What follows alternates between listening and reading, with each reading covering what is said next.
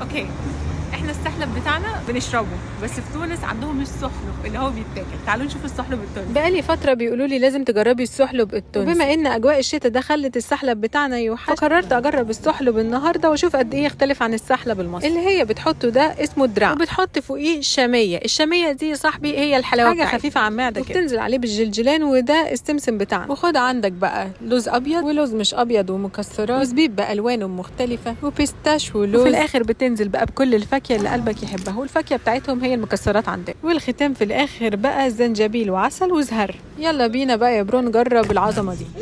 طبعا مليار كالوري، وليه حاسه ان هو مغات فعلا في لونه والتكستشر بتاعه فكرني بمغات، بس الطعم حيرني الصراحه. في شويه من طعم السحلب بتاعنا. هو السحلب بتاعهم معمول بالذراع، وده نوع من انواع الحبات الكامله، بتشبه مع السحلب بتاعنا في الحفله اللي محطوطه فوقيه. الصراحه بيدفي زي السحلب، فيري ريتش. اعتقد ده حاجه شتويه.